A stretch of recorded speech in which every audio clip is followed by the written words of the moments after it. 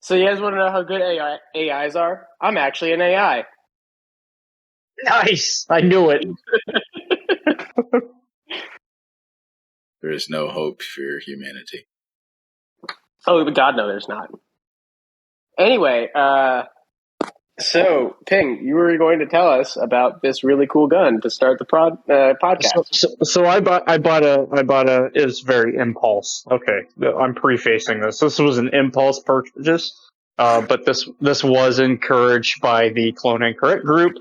I bought a Smith & Wesson PPC revolver in 357 Magnum that I'm going to use to knock over plates at Steel Challenge with. I'm going to load it. That's stupid as shit, but I love everything about this. I'm going to load it with 357s, and I'm going to take it to the Steel Challenge match, and I'm going to knock over every plate. That's going to be my mission. I want all 5 pieces of steel to be on the ground after I'm done. So you're just going to get like the most stupid load of like 158 grain, like soft point. Like some Buffalo Bore bear loads. Fucking 180 grain wad cutters. Oof. That's Magnum velocity. Just a yeet. No, real talk, I am going to use it as a Steel Challenge. It is going to be a Steel Challenge gun. I don't know if I'm going to load it with Magnums or not. I might load it with some put-ass semi-wad cutters and just go fast with a revolver and pretend I'm Jerry Michalak. But dude, the price was too good to turn down. It's a full custom job. I can't figure out who made it. I've been $500. Yeah, it's $500 shipped. Like the dude said 500 shipped. I think it's weird that you asked us at all. They're like, should I get this for $500? I was like, yes, you fucking idiot. Yes, you should. Yeah, absolutely should for $500. Are you kidding me? Hey, here's this Full House custom revolver. Should I buy this for $500 shipped? Guys, are you retarded? Guys, can I get this undriven Lamborghini for like $27? I don't know, man. Well, and then to make it better, Harambe nicely pointed out it is the 007 gun. So that was someone else. I thought that was you. No. Oh my God! He thinks all apes look alike. I think that was the Gila monster. Oh. Or as I don't know. I was busy doing things in Mall of America during that conversation. So. Oh my God! You went there. Yeah, I did, and I can confirm that supposedly they have like body scanner tech that can pick up if you're carrying a gun or not. I can confirm that they probably don't because I spent a total of like 9 hours in that place with an anime T-shirt on with a staccato P under my anime T-shirt. So no, the anime T-shirt confused the computers.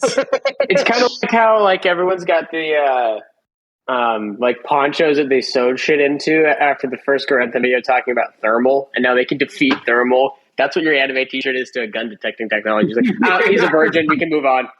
It's the best part. So it was a Spy Family shirt. And it's got the main character Twilight on it, and it's just showing him with his gun out in front of him. And I'm like, and I made a comment to a friend I was talking to. I was like, nobody expects the fucking weeb to have a $2,000 handgun under his fucking shirt and 35 rounds of 9mm. Yeah, they expect you to carry a Jericho. Yeah. Hey, that's actually funny because I bought a Cowboy Bebop shirt at the Hot Topic there. I thought you were going to say, oh, I bought a Jericho too. No, I almost did. We had one come in the shop. We imported one out of Europe, and it was in the shop, and it was a Jericho 941F and 41 Action Express with a 9mm conversion kit. Okay. And I thought about buying it, and then I didn't. I have 41 AE load data if anyone needs it. Yeah, if anybody needs that obscure load data, Ford just has it. Well, pay The Steelbook from like 1999.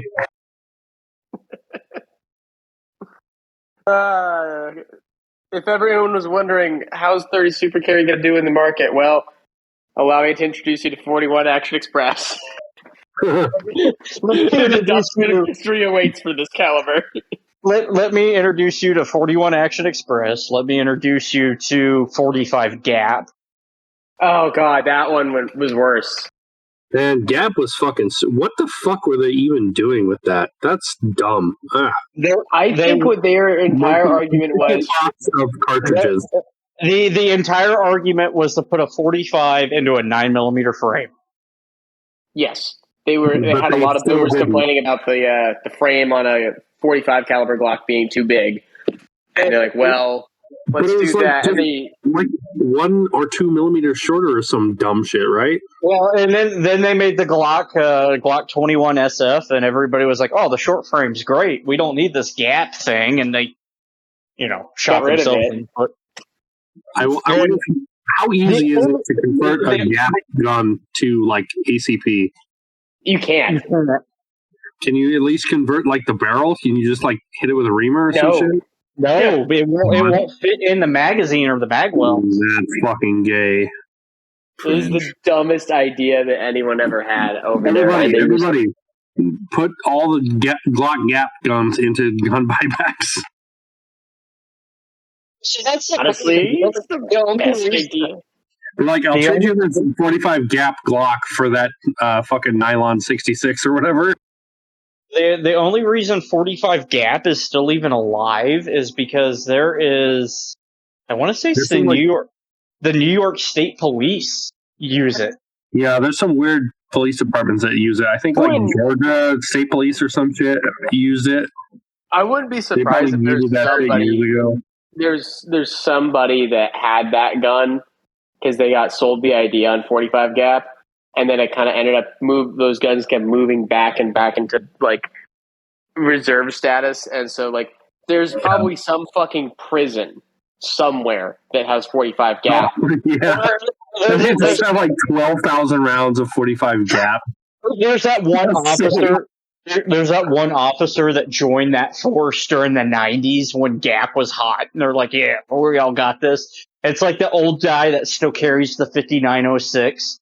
Like, but the old guy that carries a 5906 can fucking shoot because you know that motherfucker's killed people.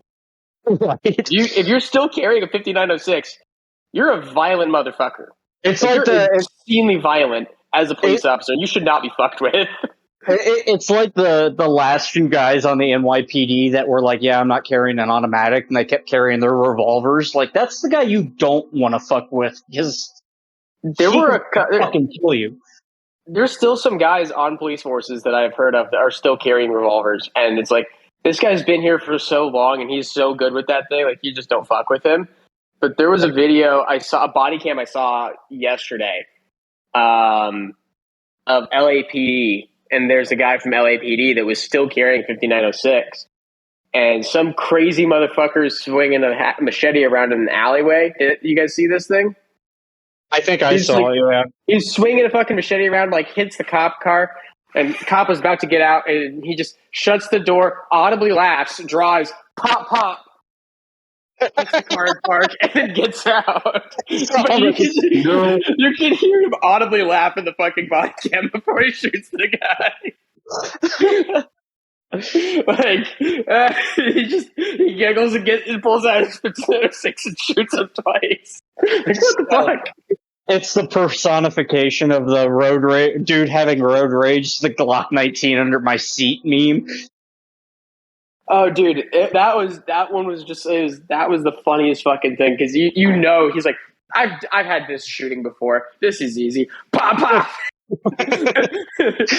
I've played this game before.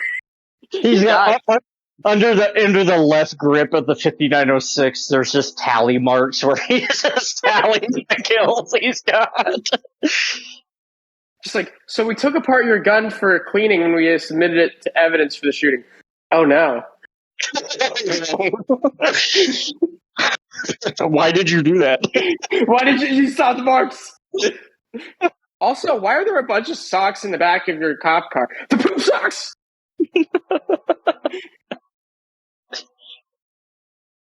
Nah, dude, that video is fucking like you don't appreciate how far we've come until you realize that there's still old timers that are rocking the same duty gun and they were switched on back in the day, and now they're just old guys doing the job that are still switched on and like actually a murderous old man. That dude that still carries like a Gen 2.5 Glock. Like, he got in on Glock at like Gen 2, Gen 2.5. He's still carrying the fucking same gun. Dude, I had a pretty much college professor. any cop you see that is carrying an old gun probably shouldn't fuck with him. Yeah. There was so when I was in college, one of my professors was actually, he used to be a inspector for state police department before he became a professor, and so he would still train with the like campus PD.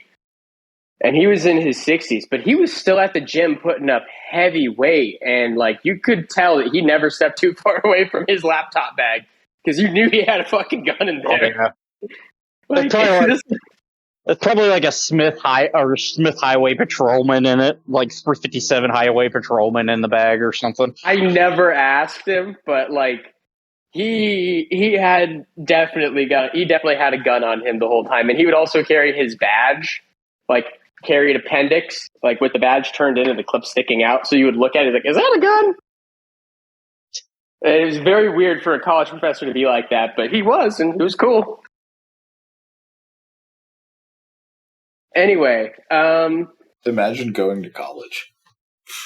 I was going to say, it was wasted fucking time. Do that. I went from active duty Air Force to working a gun counter, so that's cool. It's more productive than getting student debt. I have no idea what you said. Big money launderers, by the way. Yeah, Fortress, totally. Are you on like a skateboard or something? I'm hearing a lot of wind noise. No, I'm outside.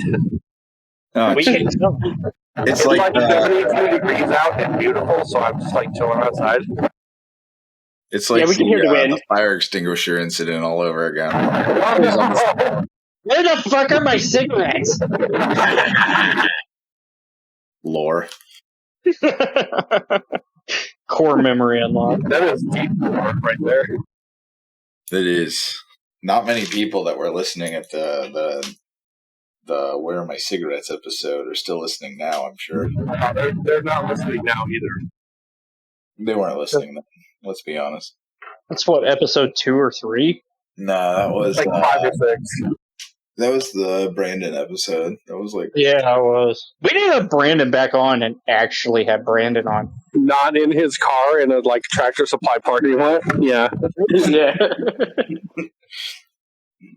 No, he was at the... hold on, I gotta get some wood chips. I'll be right back. He was at the... he was at the Big Tex cowboy hat factory.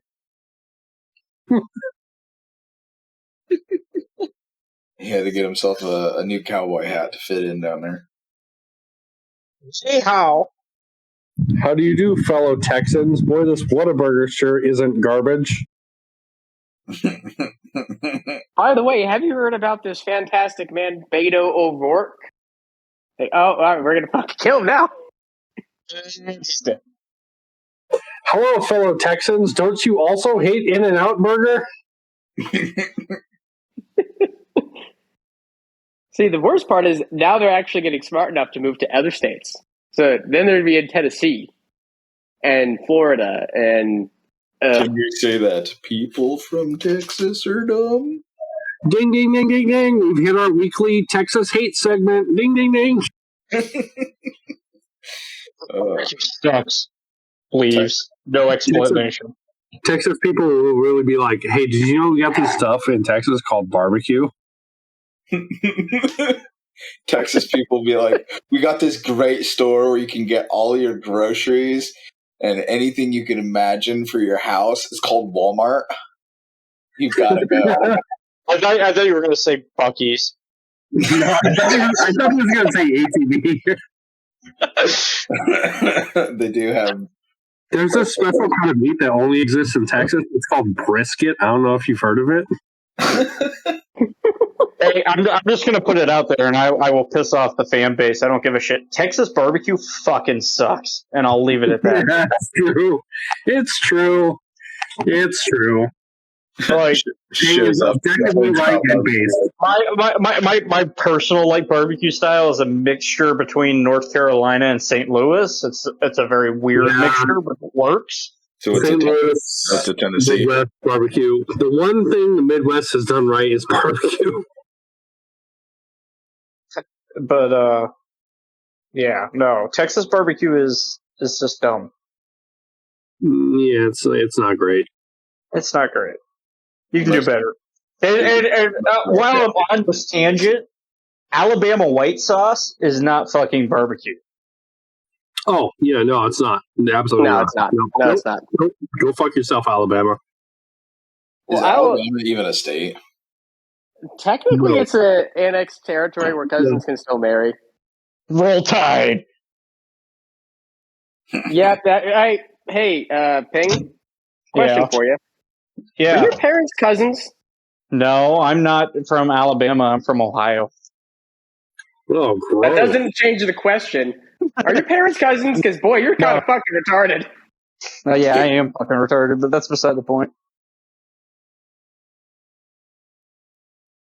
No, I love when you go to like a fucking barbecue restaurant in like a big city, and like someone's like, "Oh man, this place slaps," and it's just a metal tray with a piece of butcher paper and some shitty fucking brisket. It's a metal tray with butcher paper. It's pulled pork. Has those black latex gloves and like a really long beard, and like is really like overweight but like shapeless, and probably has a shaved head. And he's like, a lot of tattoos all over his neck. It's on tattoos. He for sure has like a half sleeve at least. The coffee they serve if you order coffee is BRCC. Oh God, yeah, that's true. That's definitely it. I don't think there's many. I haven't been to many barbecue places that serve coffee, but then again, I don't trust a barbecue place that doesn't have sweet tea. It's not going to immediately give me type 2 diabetes. The barbecue places and the taco places I go to are contained within like a trailer that people like drop at a Walmart parking lot. That's how you know it's really good. That is fair. It's kind of like Waffle House, right? Like if you don't see your chef outside, your Waffle House cook outside smoking menthol, you know it's going to be bad. Like, if nobody has died on the sidewalk out front, it's probably sucks. Yeah. Like the thing is, if you don't feel the need to take something the size of a full-size handgun to your local Waffle House, it's not good. Like, correct. I'm using a rifle for this. Holy shit, that must be fucking work. Dude, the thing is, people don't want to admit this, but it's the truth. Denny's is just Waffle House for people who feel the need to have a permit to carry a gun. I mean, yeah. Yeah, you're not wrong. Oh my. The ape is very impressed by the tangent we just went down. Thus evident by the oh my. How we ended up here, I have no idea. But here we are. Can you please watch your language? That was kind of a little vulgar of you, please. Yeah, really fucking vulgar. What the hell, man? Yeah, what the fuck, dude? What? You fucking stupid bitch. Can you please watch your fucking mouth? You're gonna go to heck if you keep talking like that. Whoa, dude, that's really not fucking okay. Wow. Jesus Christ. Speak like that. Wow. So disrespectful. God. Anyway.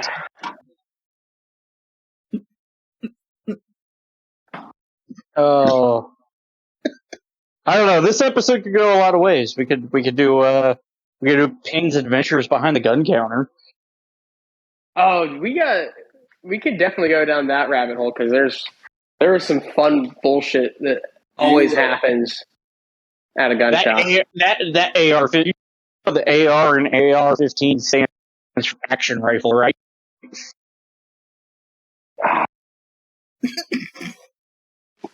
Fuck me, Running Man. It's so bad. And I'm so happy I don't have to do that shit anymore. So this dude, I'm holding the counter up, and I'm like, there's this couple. It's like the dude's not a boomer. Like the FUD meme works for that, and I need it. But like, the dude's not a boomer. He's in his 30s or 40s, and he's looking at ARs because we're going to close our store to the public so we can focus on import. And this dude's looking at our ARs. He's pulling them down. He like racks each one, tries the trigger, puts it back, and I'm like, okay, whatever. You're not going to buy anything anyway, so I'm just going to leave you alone. And he picks a Daniel Defense V1 off the rack and racks it and does the trigger. He's like, ooh, this is a nice trigger. And I shit you not, turns to his wife and goes, you know what the AR or AR-15 stands for? And his wife rolls her eyes so fucking hard they could have fell out of her skull and went across the floor. And he's like, it stands for action rifle. And I'm just like trying to contain my laughter because I just don't know what to fucking do besides laugh. So I turn around and I walk into the office and I just fucking lose it. Like, nope, fucking, I gotta lose it. And then I made the meme. Like, as the dude's still in the store, I'm on Image Flip making the fucking meme. Like, yep, this is it. Oh, that was always the best. Is whenever you get an opportunity, you think of something on the spot at the shop, and you're like, I'm gonna go walk in the back and make a meme really fast because it's too fucking funny to not. Like the dudes that like come in blatantly open carrying stupid shit, and we're on the fucking surveillance camera system pulling screenshots. Like, yep, I need this. Oh, dude, the guy that I saw that was fucking hilarious one time. So, I don't remember what the fuck his wife wanted to buy, but they wanted to go get a handgun for his wife, and he comes in and he's open carrying a Sky. SCY, sexy, whatever the fuck you call that, like the little CPX fucking thing. He's open carrying that with a dual mag pouch on the other side. And he, like, as I'm ringing up his shit for his wife, he's like, so what do you think about these SCYs? I just kind of had to, like, they're okay. Every second, and I just kind of was like, they're not my thing. I don't care for them. And I just kind of, like, you gotta be a little blunt on it, and he's trying to talk about how it's the greatest gun in the world. I'm like, it's not, man. For the audience, if you ask the gun store clerk about a gun, and he says, not my thing, or they're okay, it's a shitty gun, and don't fucking buy it. Mm-hmm. But I can't. We're trying to be nice. You're trying to be nice. I can't like sit there and call your baby ugly. No. The first handgun I ever bought was a Glock 19, and the gun guy gave me that answer. He's like, I don't really care for Glocks. So that doesn't fucking hold up. So the thing is, it depends entirely on the gun as well. And like, it's also really kind of we have to consider that there's a very strong anti-Glock bias around from a lot of people. So like that. It's because of the homosexuals. Yeah, it's all the homosexuals that are carrying Glocks. This is the gay agenda. This is the real gay agenda. They're trying to get us my Tauruses and Springfields. What does the United States Police Force have to do with this conversation? Shut the fuck up. You said, fuck you. Well, man, I hate you. I hope you out back real quick, by the way. No, for no particular reason. I hope you step on a Lego when you walk back. Wow! What the fuck? Yeah. Boy, that's harsh as shit. Mm-hmm. God damn. Robbie likes it rough. Who doesn't?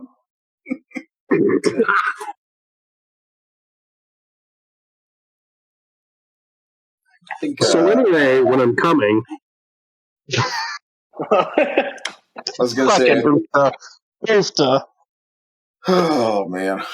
Oh boy. On that note, You guys got any of the Sig Saucers? Sig Sawyer. Smith Shit and like that. Westerns. Smith and got Western's always. Smith and You got Western's it? always hilarious. You got any of those Winchesterson fields? Yes, I've heard that. Dude, I said Sig Sawyer forever, and I refuse to say sour out loud. And you had to look at a bottle of sauerkraut, and you're like, Sawyerkraut! Listen here, bud. Here, Buckaroo. I'm gonna have some Sawyerkraut on my bratwurst tonight. Fella. Hey, kid. I did that to a dude in the store one day. He's like, so we import. I made a secret of this. We import, and one of the things we import is we go around to dealers in Europe that still have Sig X5 and X6 Master Shop guns, and we buy every single one of them we can find because they sell for just stupid money. Like, Yes, money laundering. Yeah. I sold 6 Sig Master Shop guns 2 weeks ago. 6 in 1 week to one dude. He paid $36,750 for 6 guns. Well, It might be money laundering. I don't know. I don't get commission either. I just get to watch really expensive guns go out the door. Like, that's cool, man. I take pretty pictures and, that kind of stuff. But yeah, so we buy them all up, and this dude goes to the case, and he's like, oh yeah, and, these Sig Saucers they're good guns. They're good guns. And he's like, I don't understand why these are $4,000. And I was like, well, they came out of the Sig Master Shop in Germany, and that's gone now. So they're kind of collector's items now. And he's like, oh, okay. And we're talking about food randomly. He's like, yeah, I really like brats. And I was like, yeah, I really like sauerkraut with my brats.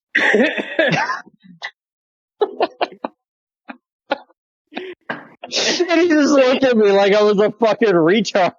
Well, you just called it a Sig Saucer.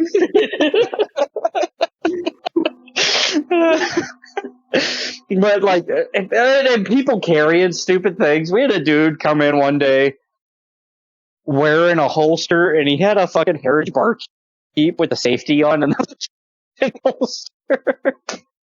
Oh man, I've seen that shit all the time, dude. The amount of We had a dude that came in that looked like the fucking Unabomber. Looked like fucking Ted Kaczynski just walking around our store, and we're like, oh fuck. The Industrial Revolution and its consequences has arrived and wants to buy a Sig Saucer. Hey sir, I got some nice Sig Saucers over here. Fuck, You want man, to buy this German BKA gun that nobody buys because it's a fucking $5,000 Sig P229? So here's a question for you guys. What's a gun that you look at and you immediately know that it attracts pores, but like on its surface, if you didn't know any better, you wouldn't think it would be a gun for pores? Does that make any sense? Like, I immediately think the VP9 is a gun that is gravitated to by pores. But I can't get anybody to buy VP9s. I have VP9s for days, and I like the VP9. Like, as a striker-fired handgun, I like that gun. The gun that pours. What's it like being what's it like being poor then? I don't think I qualify as poor. Well, you like the VP9, so. Well, I also own a Nighthawk. It doesn't matter. You like the VP9. Them's the rules. I really want my Nighthawk back. You know what's really cool about the VP9? There's actually there's a hidden feature actually on the VP9. You take a light, right, and you put it in the magwell, and it will shine through the light and give you a nice, soft night light, diffused light to go to sleep to.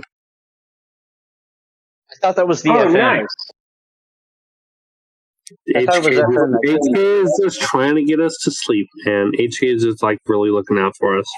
Like real talk. It's called the Volkspistol because really they want the common people to have a handgun to help them sleep at night. So pieces of garbage like us. If you had to choose between a VP9 or a PDP, which one are you taking then? You know my hatred for the PDP. You know my hatred for the PDP, but I'm still picking the PDP. Now I want to know why. No, I'm going to send the cursed USB real quick. Hold on. Oh no.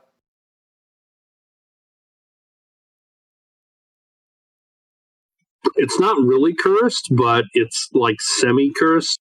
It's cursed by association. Go on. Where is it? He's sending it by snail mail. Oh.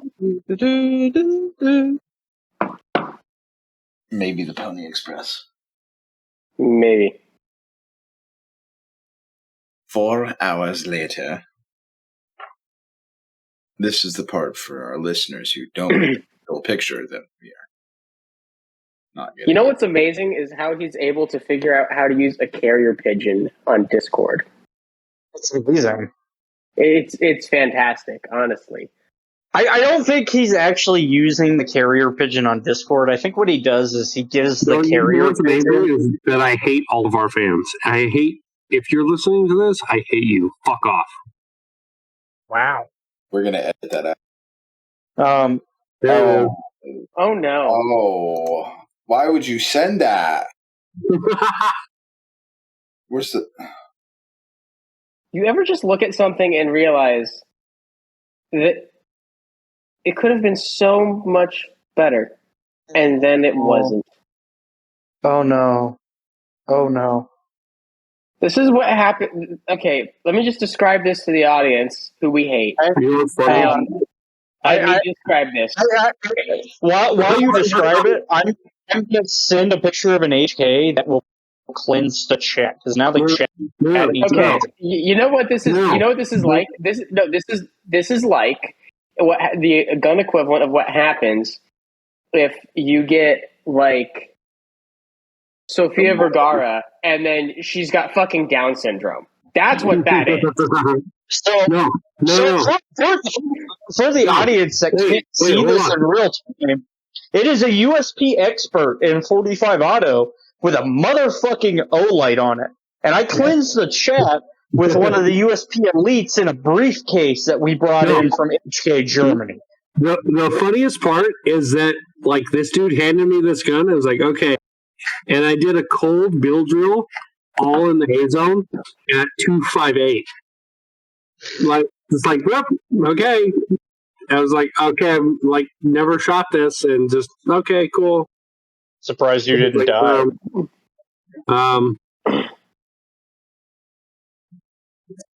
So he wants to sell it, and I'm like $600 is fine, right? You guys want to see? You guys want to see a pistol that I sold for $10,000? Sure. Hang on. Hey, dude, you really can't share your money laundering on here, bud. It'll be fine. It'll be fine when the one IRS agent. I mean, which floor do you live on? How high up? I am on the 3rd floor. That's pretty high. They'll never get to you. Yes. My stairway may no be... way they'll be willing to kill that many civilians to get to you. My stairway is totally just a murder hole, so it's great. A man trap, you say? Sir, your tax stamp for your destructive device of one Claymore mine has been denied because of your podcast. Boiling water! Yeah, you were trying to form that 203 receiver. We're not going to do that now. We found out about your podcast. Your tax stamps are not going to get approved. Only the previous tax stamps have been revoked. Boy, we're coming over. What the Here's fuck? the trick. You get a big stock pot, right? You put a bunch of corn oil in it, like $2 or $3, right? Wait. Hold on. No, I can't do that. If that's seed oil, I can't fuck with it. No. Then you pour it down the stairwell, and then they get burnt on it.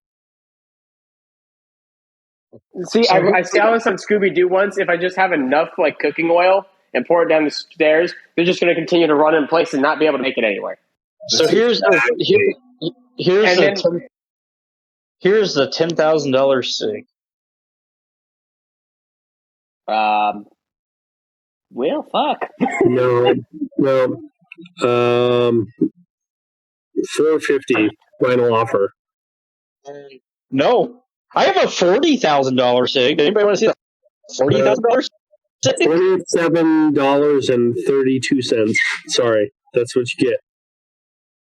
I've got $3. Here is before I post this Hey, to Rame, chat. you selling here? What? You're selling here, Rame? Jesus Christ, I haven't heard from you. Before I post this, Ethan has to share this as a picture for this podcast because it's a beautiful pistol. The backstory on this pistol is that it is a SIG X5 Master Shop gun that is color case hardened, engraved, gold inlay, gold controls, that was done up as a display piece for EVA back in the day. It's a Gen 1 X5. It's one of one. And somehow this little gun shop in North Dakota has it. And it is a $40,000 pistol, and it might sell to my dude that bought $36,000 worth of pistols off of me. So when you drop it, it shoots gold into your leg? I can neither. I'm sorry. I can also neither confirm nor deny that I dry fired it. Well, now it's not worth $40,000, you asshole. $30,000. Yeah, you drove it off a lot, you fucking cunt. You wanna see the price tag, the sticker price? No. I've had you. It's the sticker price.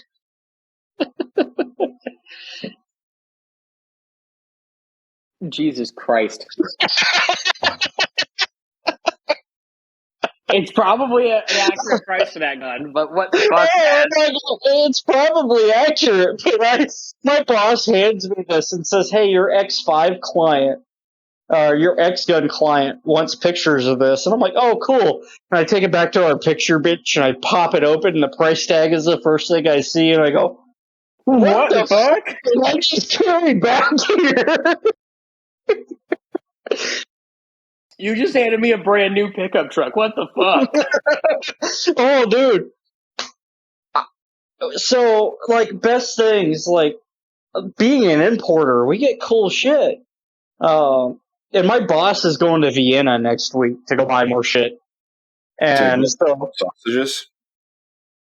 Put them in little cans? yes, he's bringing back Vienna sausages, and that's Bunch it. of tiny wieners. Like, here in the next few shipments, we have it's fired, but it's the complete kit, a Walther WA-2000 coming in. So it's in its deployment kit and everything, and I'm just like, so I was looking at my boss, and I was like, so it's been fired, and he's like, yeah, the guy that had it shot it a few times. I was like, so technically it's used and not new in box. And he said, yeah, technically. Like slap a clone incorrect sticker on it.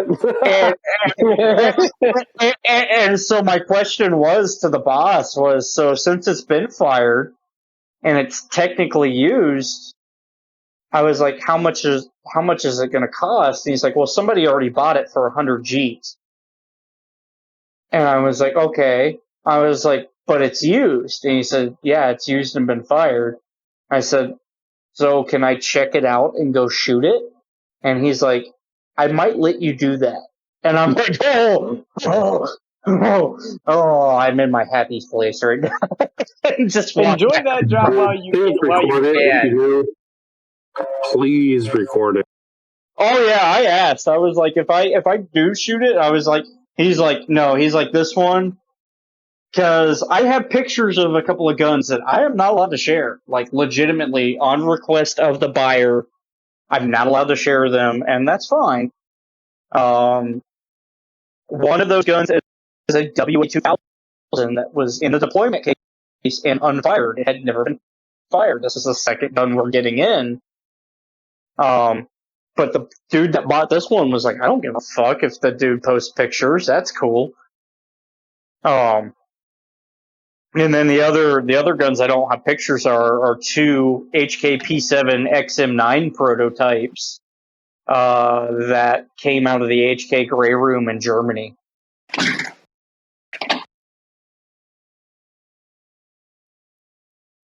Yeah. Yeah. You get handed a gun and you get told that it's like a $60,000 handgun, and you're like, so when can I come shoot the WA-2000, by the way? do what? I have a lot of brass, and I have a lot of, like, I can, like, hand load for the WA-2000 if you want, you know. No, we're not even going to hand load for it. I'm going to grab some of the... No, it's fine. I swear, no, it's fine. Bubba's pissing hot.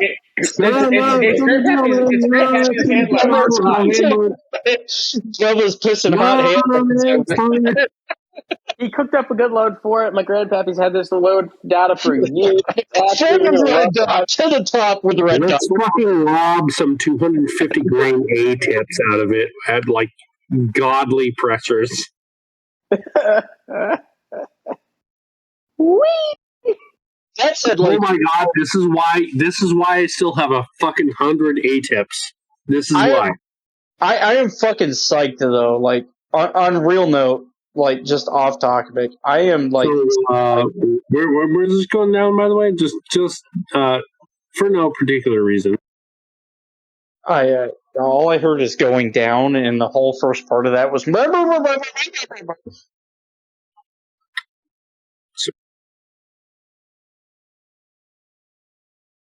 Very, very riveting. Wow, great story. On that, great story. Wait, what? You're on that dial-up internet, bro. No, I actually have Starlink. He's in the desert. No way, you have Starlink? How's Ukraine? Dude, there are actually no cables where I live, so yeah, I have Starlink. Did you say there's no camels or no cameras? I think you said cables. I think you said cables. All three of those, there are none of them here. I'm sure there's a camel somewhere. You're all technically correct, yes. Some random fuck out there has a camel, and you know it. I hope someone. About 20 miles from here. You know how hilarious it would be if you're just driving down the road and you just see some motherfucker just standing there with the camel by the reins, like. I would absolutely stop and go pet it. Like, a camel! He's a camel! Bro, let me touch him, let me pet him, let me give him scritches. Speaking of camels, it's your fucking eye. I was looking up videos of 9.3 by 62. Don't ask why. What? That is very related to camels. Thank you for your input, Ting. Well, no, this gets related, and so I'm looking up videos on 9.3 by 62 millimeter rifles because I'm like, oh, this is a cool cartridge. And the first video that came up was a dude shooting a camel with a 9.3 by 62 Mauser. And that fucking camel folded. I was pretty impressed. Oh my god, Ping, have you like taken the fucking wildcat pill? Have you gone down the wildcat hole? No, 9.3 by 62 is not a wildcat. Oh, okay. Summer child. It's not mainstream. What about 9.3 with 40-degree shoulder? Okay. That might be a Wildcat because I've never fucking heard of it. But 9.3 by 50, actually improved, bitch. 9.357 and 9.362 are not Wildcats. That's a Mauser search. Can I talk to your father? I have a Mauser, or not a Mauser. I have a CZ 550 in the shop right now, chambered in 9.3 by 62, that has a Tasco red dot on it. Oh. So it has an empty tube. It's going to die. You cannot outflex me on weird gay cartridges. Like, for real. Real talk, you want to talk about Bubba? You should see some of the shit we bring in from Germany. Now I need to actually see proof of Germany's Bubba gun. And now we need to know what we're calling German Bubba. Well, can you give me some Hans? 66 Hans, Express put down the Nimrod driver. Have you not seen the Tacticrat? Okay. And I have not. I want to say, I'm just going to say it right now. It's not Bubba. It's going to be Ludwig. Ludwig. That's a very Ludwig job right there. Oh, God. So, I mean, Ludwig's locked up at SL7. I can only imagine the fucking weird shit that ends up coming out of places like that. Like, here's the Tacticrat. Oh, I remember that one. what in the fuck is this? Oh no, that's an SL8 that's been fucking bubbled. That is an SL7 that's been bubbled. Ludwig, what did you do to your SL7? Ludwig, no. 9. Ludwig, 9. 9. Mom, could I have G3? 9. We have G3 at home. G3 at home. Oh my gosh. I pulled that out of the box and I was like, no, you gotta be fucking kidding me. Because it's a 10-round mag gun, too. That magazine's like $500 on its own. And I'm like, what the fuck is this? What the fuck? The whole rear sights. Ludwig, bitte 9. Bitte 9. These German fucks, too. What the fuck is this thing? Holy shit! That is hilarious. By the way, it's like ACU, like medical rack. So the best part about this is hilarious in a sense because this is exactly the same kind of shit that like Bubba would do to like a Mini 14. Or an SKS. This is like the German equivalent of a Bubba SKS. Not really. I maybe no, kind of, but this is kind of like to them. This is like the best analog gun for them. Maybe we almost be something like a Woodsmaster semi-auto. My boss, I asked my boss about this, and he was like, "Yeah, the SL6 and SL7, the Germans look at that gun the same way we look at the SKS." That's very weird. I don't like that. That's a thing with that gun. Like over there, like we like U.S. money, like they sell for like $800 to $1,000. Yeah, and over here, these guns sell for like $2,000. No, they sell for $25 to $3,000. Well, I mean, yeah, I'm not buying one for that. Like, sorry, I might buy one at my cost and gank a deer with it, but that's beside the point. The amount of dumb things I would need to purchase before I decide to buy an SL7 or SL8. Yeah, but the difference... Now I can be satisfied because SL7, like, no. Transfer. The difference is your cost versus my cost here. Well, if I had the ability to buy at your cost, then I would probably consider it, but I don't have a need for one. I mean, think about ganking a deer with an SL7. Well, I'll do you one better.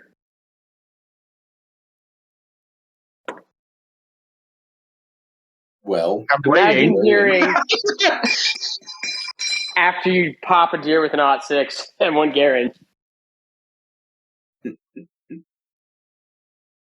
they make great hunting rifles. Op-rods bending aside, I have buy a new gas port or a gas. I was going to say I have considered buying a vented gas plug just to gank a deer with my M1 with one round in the clip, so it will fucking ping when it goes out. Or have you considered the idea Of using my 1903 A4? Yes, I have. No, just shooting it with M2 ball. M2 ball can kill a deer, sir. Oh, well, so in my state, we have to have expanding bullets. So go to a state that doesn't require it for the trip. So I guess if I take an M2 ball cartridge, pull the 150 grain full metal jacket off of it, and put a 150 grain soft point on top of it, you could do that. Or you could get a piece of 30-06 brass and then just load it to M2 ball spec with a 150 grain soft point. Fucking just grab my World War II Winchester, and as I go out the door to go hunting that morning, going, "You're going to draw blood again." See,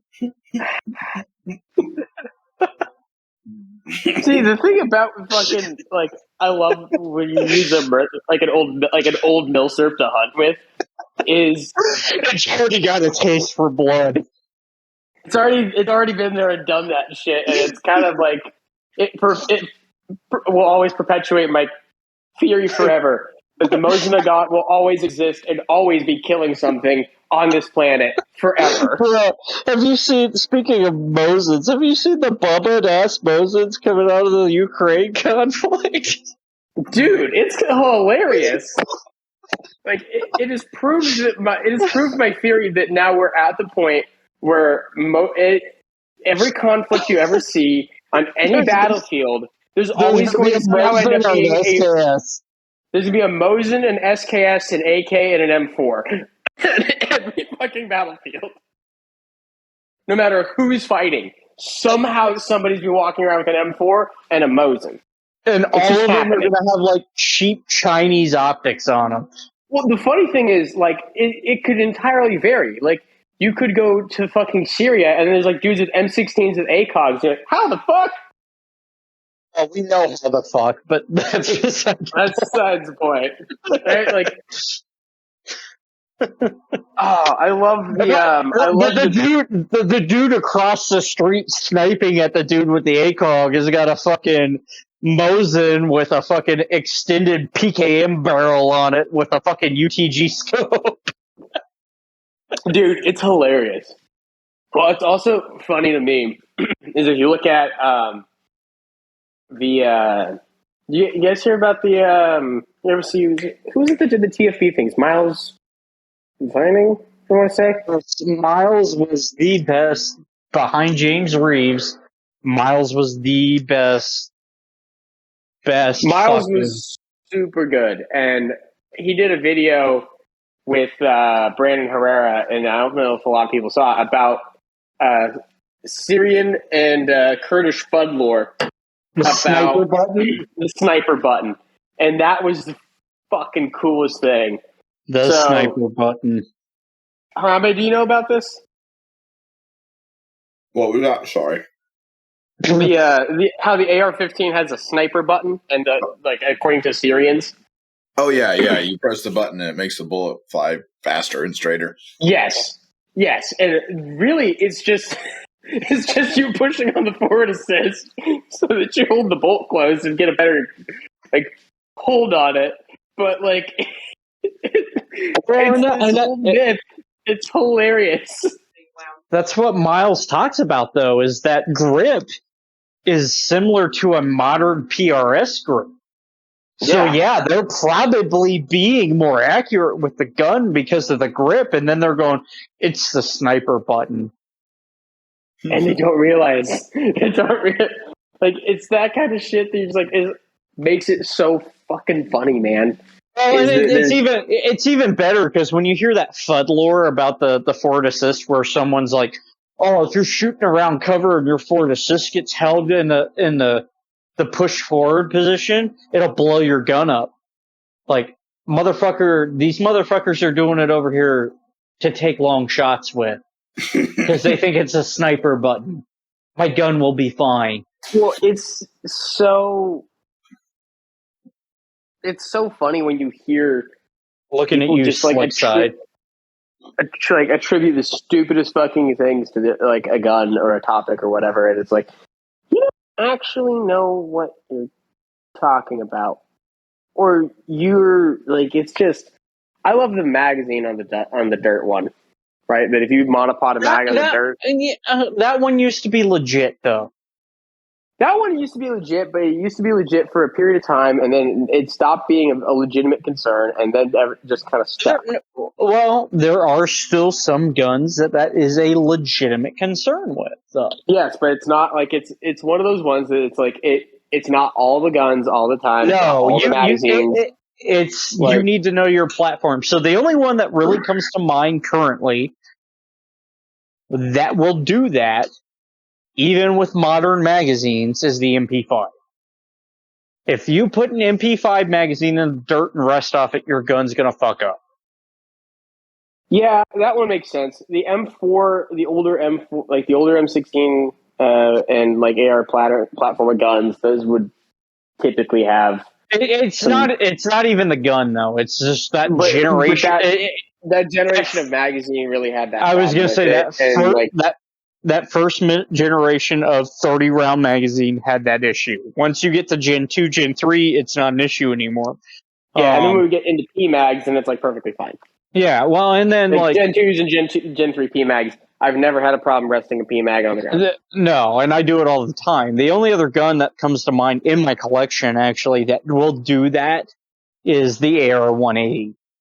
The 180 with a actual no shit 180 30 round or 40 round magazine will do that. If you rest the magazine in the dirt, it's gonna malfunction, which is hilarious just for so many reasons. Mainly because so many people took the 180, copied it, put it in a different design, and said, "Look at my assault rifle." And those never had that problem.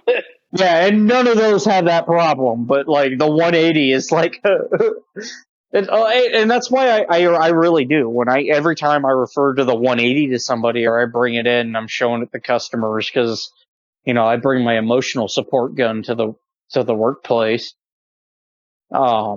A customer would be like, "Oh, this is a cool gun. Why don't we see more of this?" And I was like, "Well, you see it like fucking everywhere, but this is the most successful failure of all time." Like, and that's what the 180 is. It really is the most successful failure of all time. And it's funny when people are like, "Oh, I don't believe that. This gun seems really good. How could it be a failure?" And it's like, "Well, do you see this gun everywhere?" No.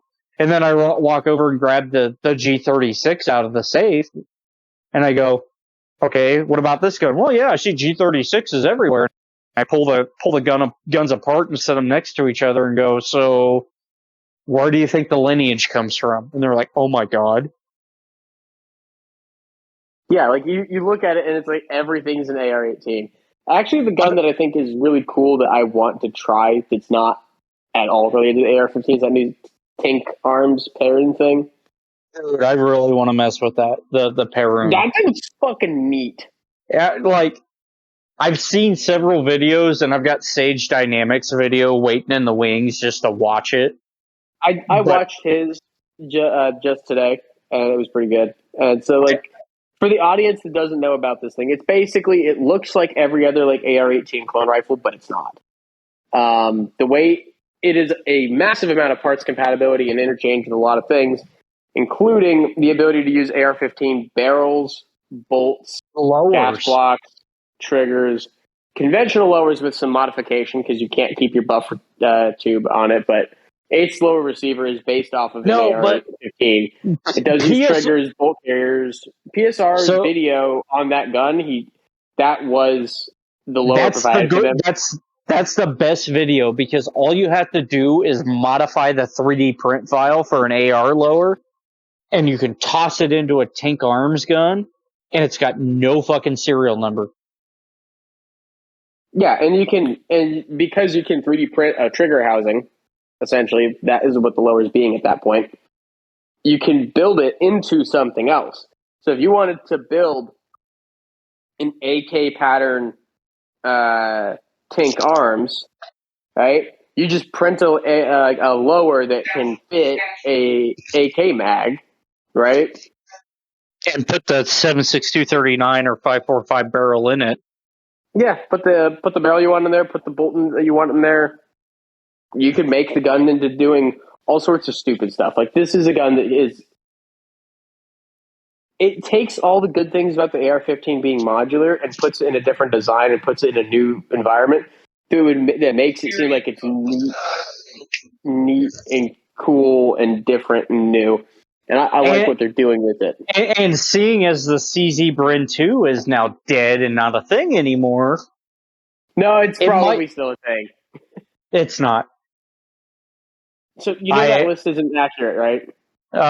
So I have some insider info, and it actually is. So they're probably going to do a Gen 3 then. No. Why are they killing that fucking thing off? They gave Colt control of CZ USA.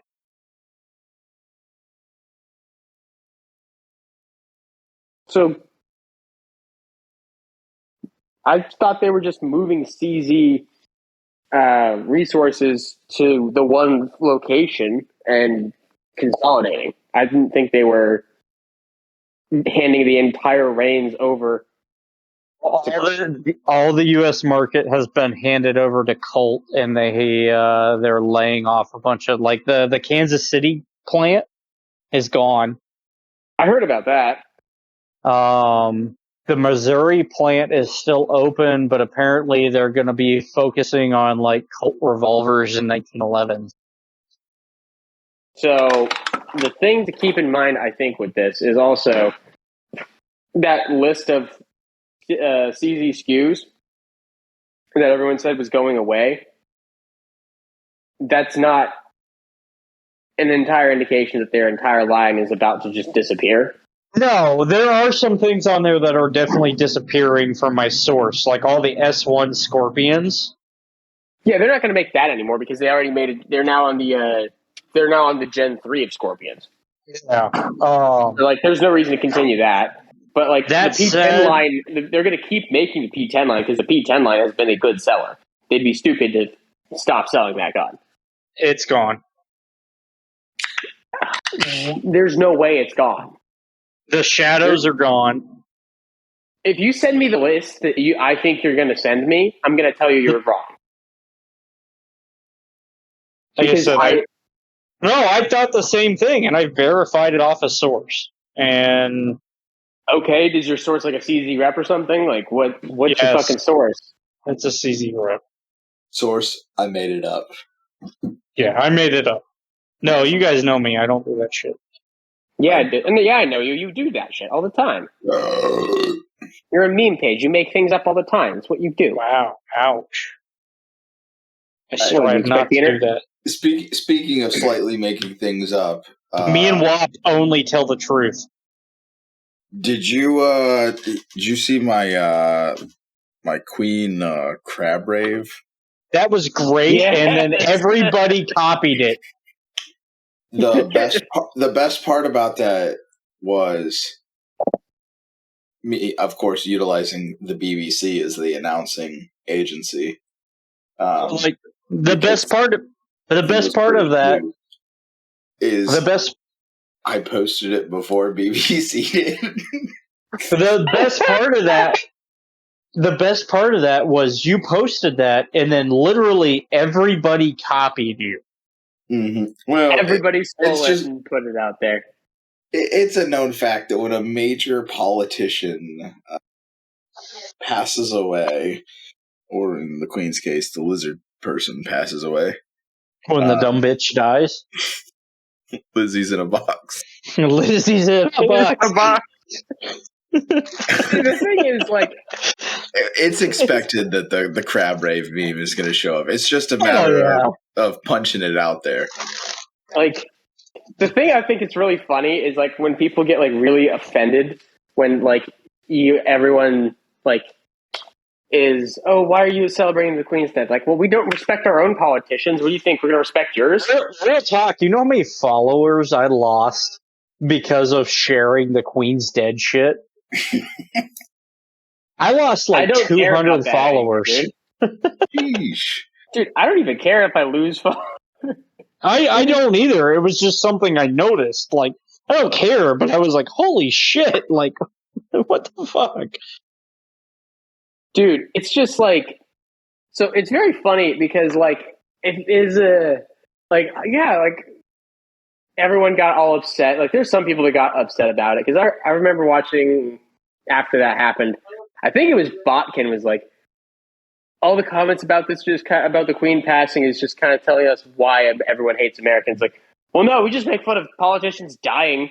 Like, it's just a thing we've always done in America, dude. Like, fuck. To be fair, he was simping hard for the Queen there at the end. He was really hard. And I think it's also fair to be like, yeah, it's not our fucking Queen. It's not our fucking sadness. Like, you don't have to be sad for these fucking people. Like, go ahead. Get upset about it, but like it's not my fucking Queen. It's not my fucking problem. Like, y'all get fucked. Trump or Crenshaw could die tomorrow, and I'd celebrate just as hard as I did for the fucking Queen. Dude, the amount of politicians out there that I actually like is pretty fucking small. So, like, yeah, man. Like, frankly, they can all go get fucked. I don't care. Like, ridiculous fucking notion that you have to like politicians or be respectful. Nah, they're all pieces of shit. Fuck them. I think the last politician I like is Kennedy, John Fitzgerald.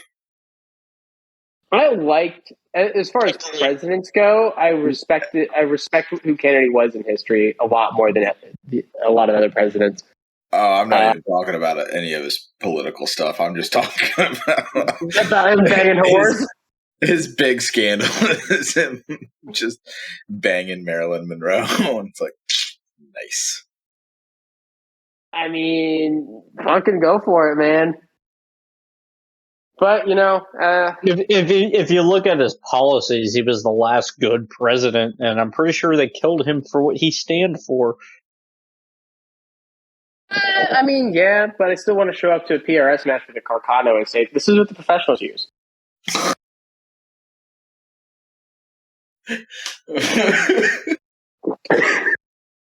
Wow. Jesus fucking Christ, man. I can't even take credit for that one. I stole that one from the original Dillo podcast. So that's fine. That needs to stay in this fucking podcast. Oh, though. Dude, it's fucking hilarious. Like real talk, Ethan. Don't edit that out. Just leave that. That has to fucking stay. Fucking, I love I think the only person probably one of the only politicians I still remotely even like on Capitol right now is Thomas Massey. Just because you can watch this man just lose his shit and be like, you motherfuckers are retarded at every fucking hearing.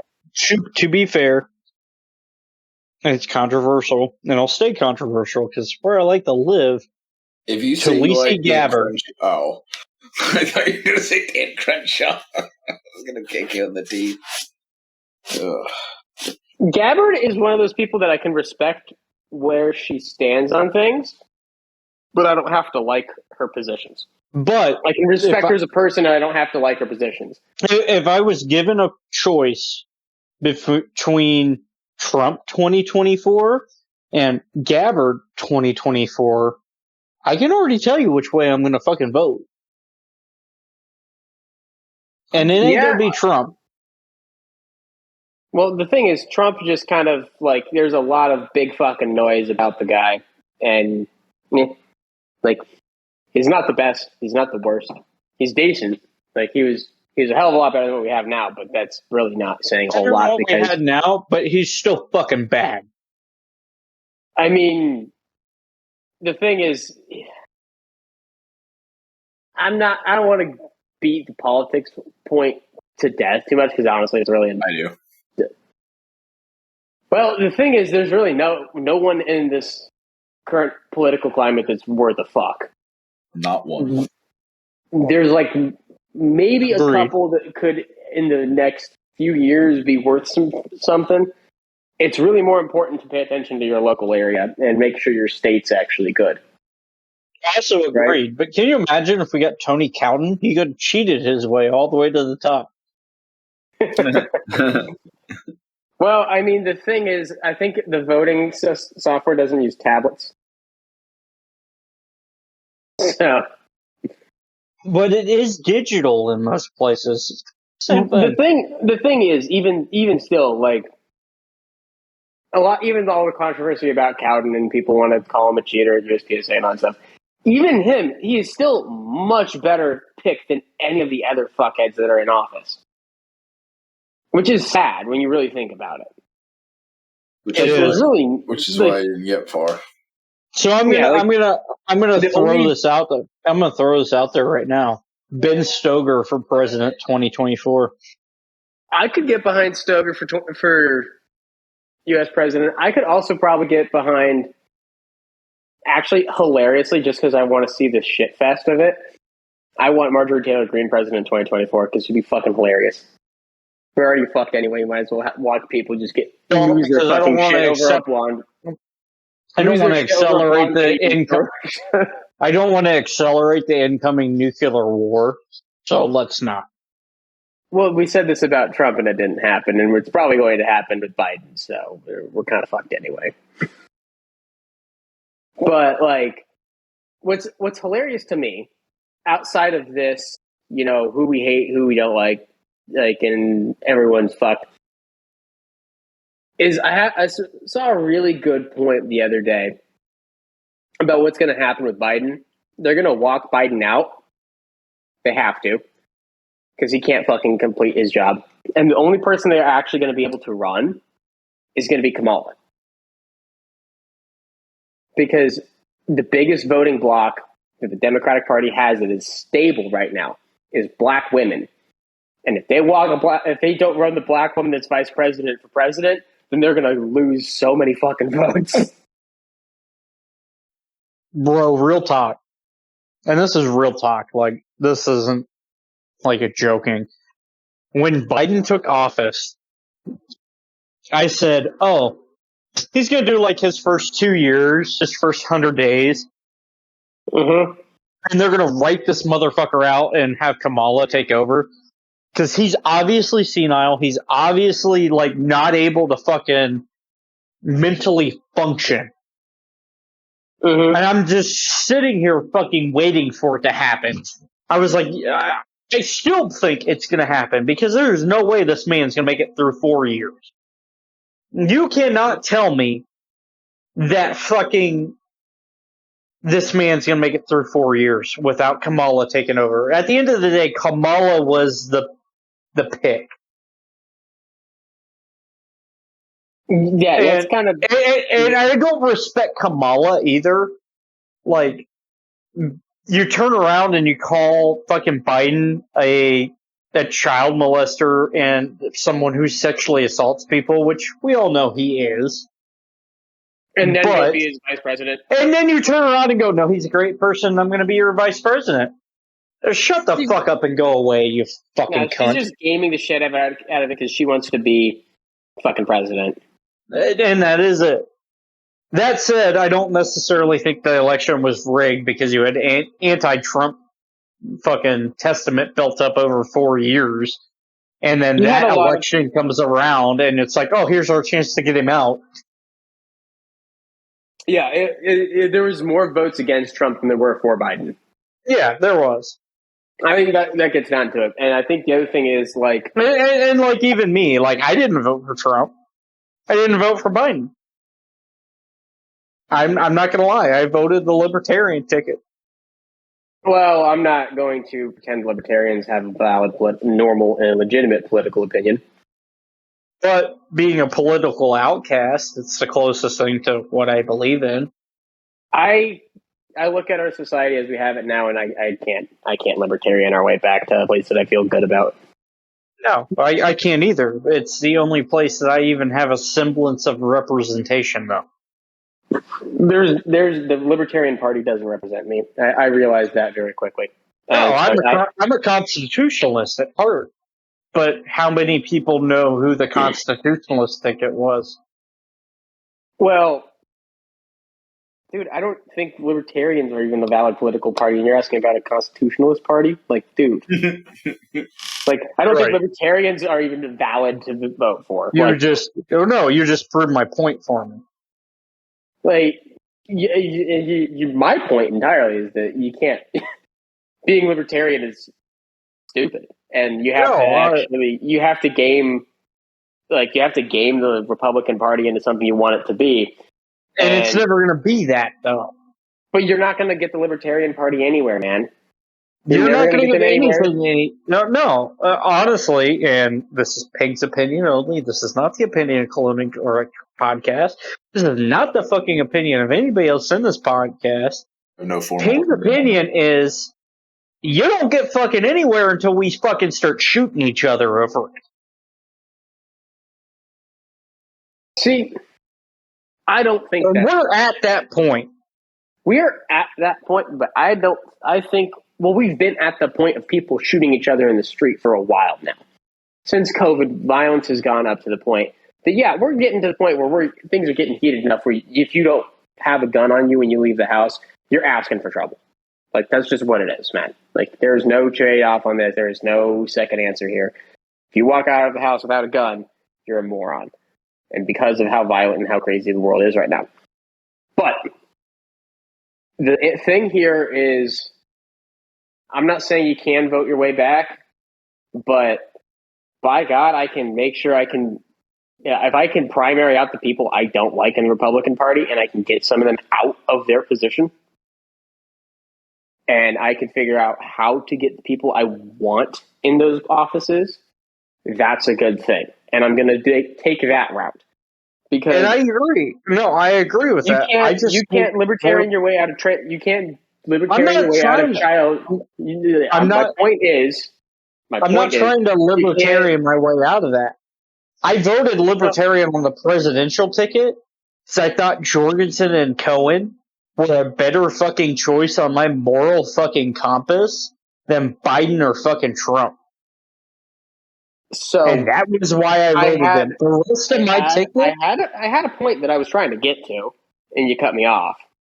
Sorry. My point being is the issues that I see right now, where we have a nation that doesn't have the ability to actually sustain itself while we have resources to actually do things. We have so many natural resources in our nation. We have a massive country with massive amounts of people and massive amounts of natural resources. We're not doing fuck all with any of it. You can't libertarian your way out of that when you're like a nation that it's not doing anything. You actually have to improve things at that level for that. When we have a society and a culture that is dying, and we have things so openly accepted, such as fucking drag shows where kids are in attendance. Like, I'm sorry, live and let live doesn't fucking work for that anymore. No, it doesn't. It doesn't work for that. And voting for libertarians is the dumbest fucking idea. If you say, I can't stand for that, and somebody has to make a stand on this topic and say that you can't agree with that, because at a point you reach your line. We can't libertarian our way anymore. Now, I'm not saying to take the most drastic opinions and the most dramatic solutions ever, but by at least finding people that you can look at and say, like, I actually like this person. And I think this person being at the state Senate level, or being at the state level at this, or maybe being a representative in DC for this, for me and for my area and for what I believe in, if they are trying to get into the Republican Party and they're trying to primary out somebody who's been there for 20 fucking years, get rid of them, right? Get the new guy in, get rid of the old guy, and you have to be dedicated and involved enough to fix that problem. That's where I was kind of going. Like, yes, this past election, I didn't vote for Trump. I didn't vote for Biden. I voted Jorgensen and Cohen. I did vote the libertarian ticket for president. That said, at local level, at state level, I voted Republican down the ticket. And that's because my ticket in North Dakota is people I agree with and people that share my views. Yeah, and like the thing And is, that's what I'm saying is I'm bad at getting my point across, and I'll admit that. My point was is we need to, if we're going to try to fix it by voting and not shooting at each other, which we might be at that point. I'm more and more every day thinking, okay, we're at that fucking point. we've been there for a while. That said, if we're still trying to fix it by voting, you need to pick the people you identify with, no matter what their fucking party is. And that's why I said earlier when I mentioned Gabbard, like on a hypothetical 2024 ticket, if it was Gabbard and fucking Trump, I'm sorry, I identify with Gabbard more than I do Trump. I'm gonna vote Talisi, and I don't give a fuck what anybody thinks. So the thing again is you have to kind of look at it as a sum whole of like who actually represents an idea that you can look at and say consciously them and their opinions are for the best of the nation and not for people who will run a game about talking about how they believe in what's the best for us, but then we get a massive litany of problems like we've had for the past, forever. And this is like a problem that's older than Trump. It's older than Biden. This problem runs back to the 60s at its core. Yeah, this problem is old, and this issue is a real one. But you don't get a point where we fix you don't fix this overnight. And frankly, I hate to say it like this, but I think that watching the shit show that we've seen over the past 2 years with Biden has really, hopefully, has opened the eyes of a lot of people to say, hey, like, whatever we have going on right now as a nation, whoever we keep voting for, it's not working. Right? And that's the issue is you're going to need somebody better than Trump, and you're going to need somebody better than Biden on paper to start moving away from that. Because if you get a Trump-Biden ticket 2024, I might not vote. Like, I'm just going to be honest. I might not fucking vote. Like, fuck it. I'm done. I mean, the thing is, if those are my fucking choices, I'm done. Fuck it. It's over. Like, at that point, if those are my two fucking choices, it's fucking over, and I'm gonna accept it. I mean, yeah, pretty much. Like, that's pretty much what you're gonna end up with anyway, so, like, guess you're not voting. Like, that's what we're getting, dude. And, like, I would agree with you that, like, Gabbard's is probably the better pick of all of it, but, like, they're not gonna... And when I say I won't vote, I'll vote local. I'll vote state. I won't vote on the national level, though. Like, I'm not going to vote for the president if that's my two choices. Like, no, fuck that.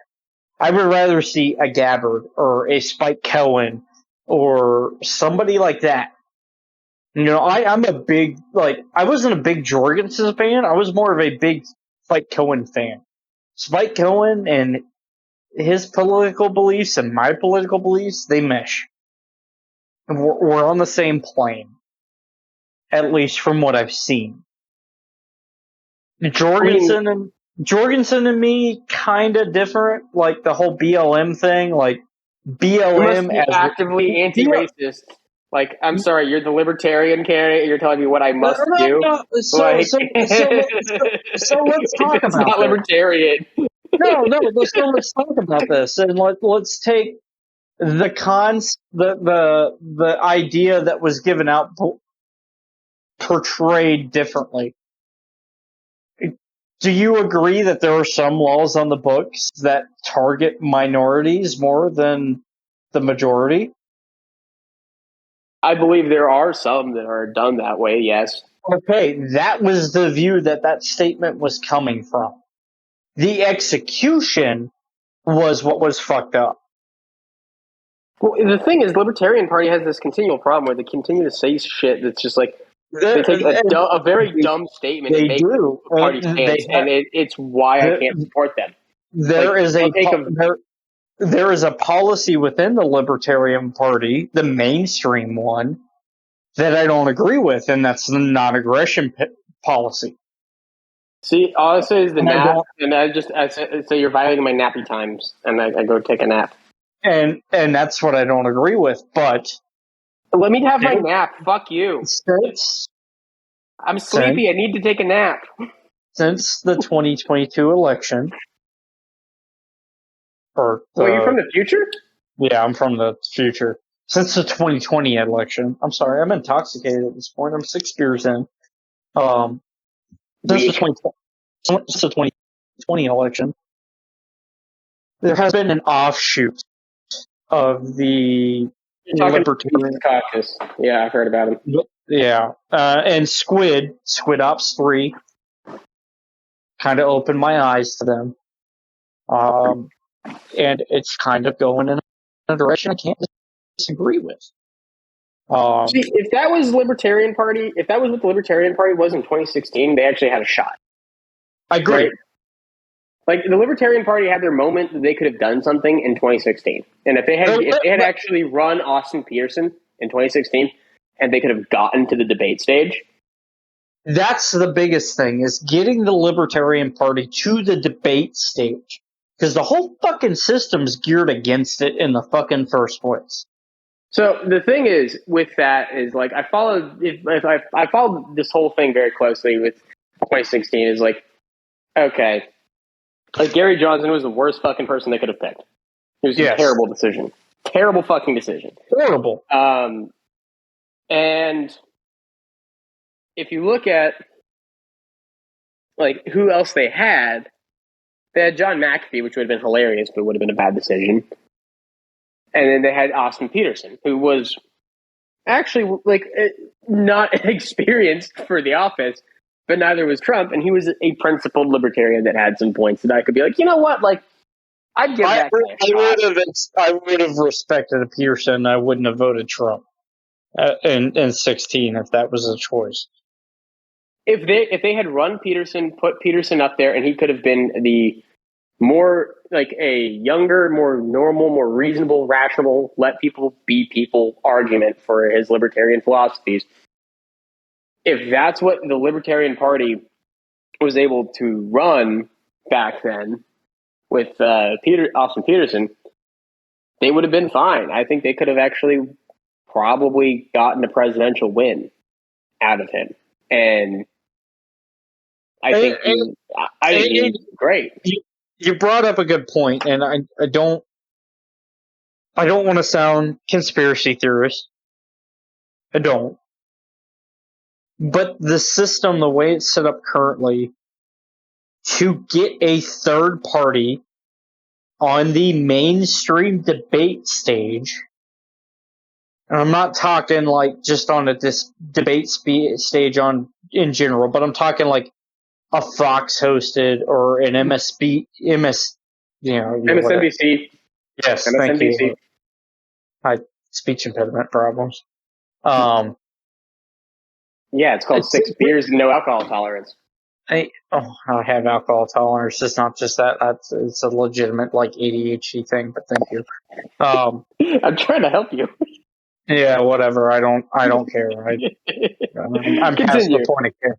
The way it's set up currently, you can't get those people on the stage. If it was a system was set up correctly, you'd have Green Party, you'd have libertarians, you'd have a constitutionalist, and everybody would be up there. And the way the system should be set up is each party that does exist, including the Communist Party of America, which they do exist, and I hate every single one of them, they should have their chance on the stage to like, hey, on the debate stage, on the major networks, on the shows that everybody watches, to go and get questioned and be like, hey, what's your beliefs on this? How are you going to do this? What's your policy on this?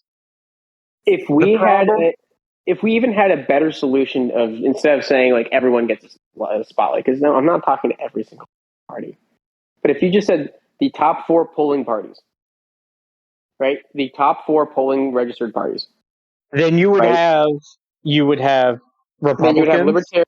Then you'd have normal two, Democrats, you have normal two, Republican, Democrat, and then you'd have Libertarians, and either libertarian. Green Party or the Communist Party of America. It'd be one of those two. Yeah, but you would actually hear a spectrum from people, right? And You that's could what actually have, should be for it. That is like, how the system is supposed to work. the thing is, it went to this thing because the news media just said, well, we don't want like a party nobody fucking cares about there, but they didn't know how to. You don't know how to cut it out, and we've been to this 2-party dichotomy for so long that it's a thing. It also went to this thing because back during the Obama years, it's not a very well known thing. And if you don't know about this, I'm glad I can enlighten you. During the Obama years, the Obama administration rolled back a prohibition on news media being used for propaganda purposes. Well, it explains a lot. Which, if you look at our current news media and the current news media since the Obama years, it explains a lot and on why certain things get stifled and why Facebook is talking with the current administration on what messages to push and not push, and et cetera, et cetera, et cetera. Yeah, like that's kind of what where we're sitting with this stuff, you know. So it's like if we were able to do that, then they would be fine. But like I feel like, moreover, now we have a culture of people that digest information differently than we used to, rather than just like debate sound bites, right? Well, it doesn't help that we're also at another generational turning point. I have the firm opinion that the next election, for the next presidential election in 2024, that every candidate who is able to get some serious traction as a candidate and is going to be nominated by the 4 biggest parties, Joe Rogan should have them on his show. I agree. Each one of them. Like, I agree. He runs the biggest podcast in the world. The internet follows Joe Rogan like crazy. Everything that he says is right there. So if it's going to be Trump or if it's going to be Biden, right? If it's Trump and Biden 2024, okay, both of them need to go out on Joe's show. I want to see them talk with Joe Rogan for 3 hours each. I agree. And the reason is Joe doesn't like either of them. No. So he's going to ask hard questions to all of them, right? To every one of those people that would get nominated, he would ask them hard questions. He would start asking them some serious questions about things. I agree, and I think that's the way debates need to go. We need to move away from major networks that are going to softball easy questions in and are going to stifle one way or the other, like, oh, well, I'm a left-leaning network and I'm a right-leaning network, which doesn't matter because they're all owned by the same fucking people anyways. Like, it needs to go to the independent media, which is... I think most of the states are realizing at this point that, you know, independent media is the future because it's not controlled. Yeah, you know, we've almost seen that video of the news media states,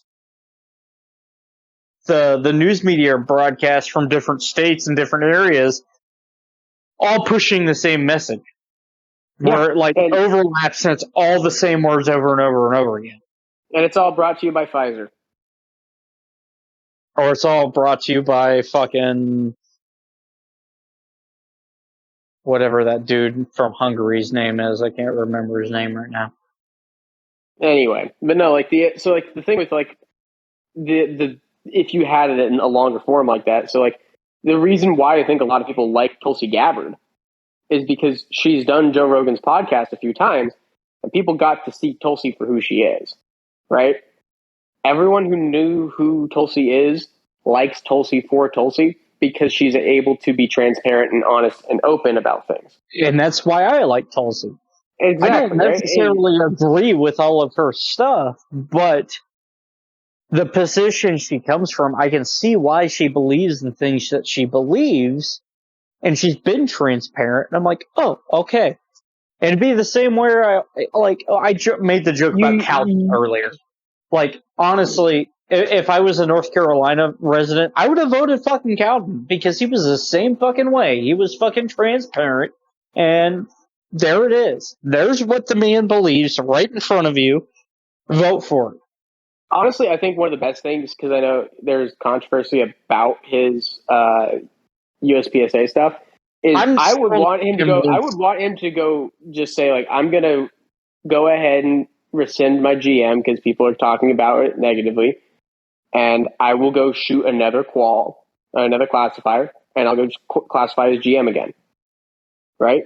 You don't like it? Somebody else, we'll do it your way. I'll redo it again just to show you guys that, okay, like, you have controversy about how I'm doing with this. Okay, we'll go do it again. Right? Agreed. I agree. If he had done that, I think a lot of people would have been like, oh, like, that would have changed some minds about him. I can also see his position of it. Let's say he didn't cheat and he did earn it. If it was me, I would also be defending that. Like, no, I'm not going to go redo it because I already did it. It's right here. So now you've got this catch-22 of, do I, like, rescind it and try to do it again, and then, like, maybe I'm having a bad day and I don't make GM qual again and I get called a liar? Or do I say fuck it and fight it and go, hey, no, I fucking did this? I mean, that's a fair point. And that's why I have a hard time believing he cheated. Like, I'm not saying he did or didn't, but like I know where I would be if somebody looked at me, and this is coming from somebody that's a solid like C or B class shooter. Like, I'm not a hot shot at all. Like, I'm a C or a B class all day long, and I'm okay with that because that already puts me ahead of like 90% of CCW carriers. But, like, I know where I would be if someone went, oh, M. Winping is a GM, but I heard he cheated by changing scores on an iPad. Like, did I? Or did I not? Like, if I earned that one time and was like, yeah, I'm a GM shooter, would I want to go prove it again and maybe I'm having a bad day and don't do it again? Like, I can see both sides. I wouldn't want to fuck with that either. I wouldn't want to change where I stand on it. Like, I would want to defend my argument on it. But, like, even if it wasn't like, go do it again, right? But if you wanted just to say, like, you know what, like, this is a point of controversy, and I know I got it, but if people want to try to make this a point of controversy, it's like, okay, I'll rescind my GM status. Like, it's a thing I did. It doesn't really matter to me, right? People are claiming things about me. It's a thing I did. I'll move on from it. It's a part of my life I can put in the box and move on. So, and I agree. Like, that's the classy move.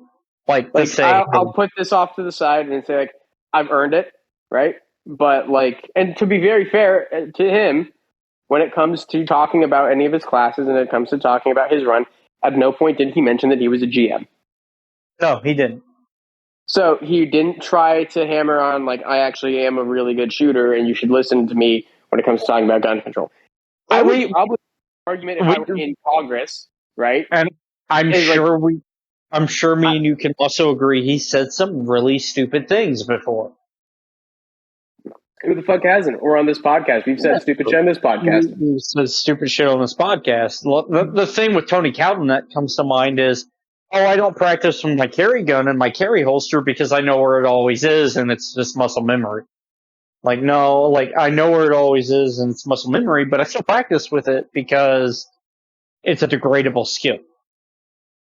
See, the thing is, it's not like he doesn't shoot his carry gun. I've seen him shoot his carry gun plenty of times. His carry gun, but he's saying, like, I don't do dry fire, I don't do this, blah, blah, blah, blah, because it's always the same, and blah, blah, blah, blah, blah. So, the thing is, hey, if it works the way he wants it and he's able to do what he needs to do with it, Okay. We can pull that Like, full circle to working a gun counter because me and you both know that when it comes to like that argument can be made for carry guns in general because I can pull every gun off my wall and let you handle it and look at it and feel it up and give you advice all day long, but until you actually fucking carry the gun and shoot the gun, you don't know if it's gonna fucking work for you or not. yeah, And like, a lot of us go through 5 or 6 fucking carry guns before we fucking find one that we really fucking like. it's just kind of that standard thing, man. Like, it's how it goes. And so, like, yeah, like, everyone out there, like, I would have liked to see Tony Cowden get to Capitol Hill because, frankly, I just would want him to call someone a motherfucker in Congress because that would have been really funny to see. That would have been great. He's that like step above Thomas Massey. Like Thomas Massey will take it to that point and then level off. Where Cowden would have got to that point and went, "You're a motherfucker, fuck off, go away." Dude, the funniest part about the internet's going to educate you today. The Massey thing with the like. Did you watch? For those who haven't, go look up the T-Rex Arms video about why you need an AR-15, and they go through a lot of stuff and they talk about the current.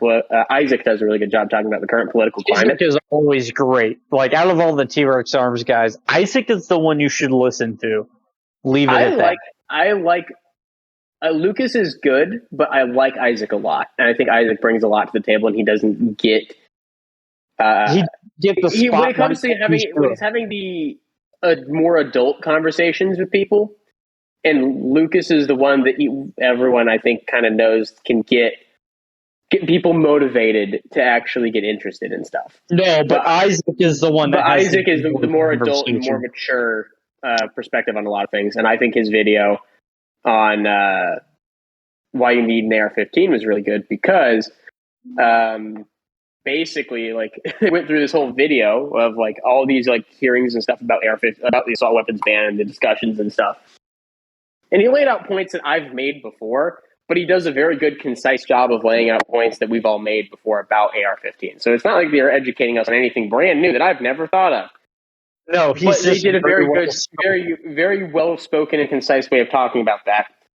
And what was nice about that as well is they kind of put in some of the things where Massey was sitting there, and you could watch him just slowly losing his shit with David Cicilline, like during the initial hearings for the assault weapons ban, and like Massey's just sitting there losing his fucking shit about pistol braces. The internet's going to educate you today, comment. And the guy is just sitting there like trying to make all these stupid arguments about like fucking like it makes it a bump stock, and it's like, you ever fucking hold one of these things? Like, have you held the thing you're trying to ban? Right, and that's where I say Thomas Massey takes it to the point of he's professional and doesn't cross that line, because Massey at that point made the comment of the internet is going to educate you today and ended his argument because he knew the internet was going to tag that motherfucker in every fucking meme possible. And this motherfucker, whether he wanted to learn or not, was going to fucking learn how fucking wrong he was. Yeah, and I think that's the beautiful part about where like Matt, like I think if there's anyone out on Capitol Hill right now, I like a lot, like purely for like doing good things, it's probably Massey. I was gonna say I love Massey and where he'll take things. So like he'll take it to Massey and then Rand Paul. If I had to pick Massey, Rand Paul, and if I had to pick 3, Gabbard. I like Gabbard's not there anymore, but you know. Actually, I'm going to pick a third. I'm going to pick Lauren Boebert from Colorado. See, the thing is, everyone thinks she's really stupid, but she's actually a really smart businesswoman. She's run a successful restaurant for years, and she represents her district well, and actually cares about her district. I can respect that. I respect that.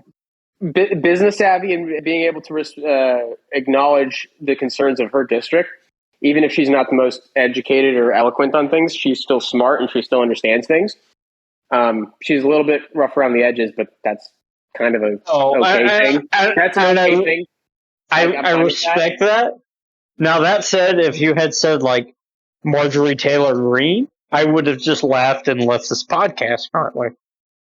I like that she makes people mad, and I've seen interviews with her where she actually is like got a more normal side, and you're like, oh, like they're painting you a completely different way than you actually are. But I wouldn't say I actually like her that much. I just think she likes being a firebrand, and for that purpose, it's kind of fun. But she does what she does for attention.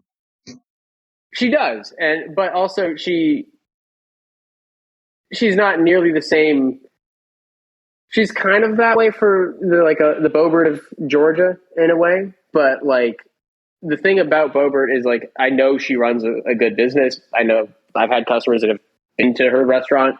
She was massively successful, very popular, and her district is really, really like one of those.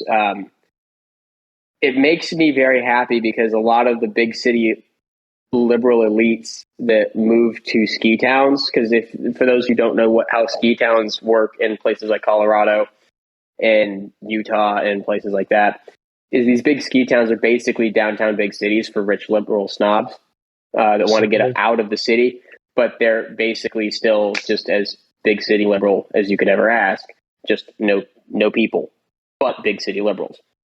And they think they're like living out in the woods, but they live in like a place that they can still get Amazon Prime because Amazon will next day air all their shit in. So I was going to say anything different.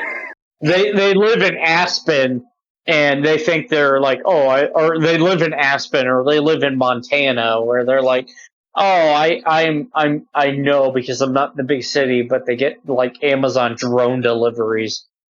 Exactly, it's that kind of shit, right? And so these people fucking hate Boebert. No, they fucking hate. Minneapolis is a great example of that. Like tying it back to my recent trip to Minneapolis. Minneapolis is that. Like that whole city is that.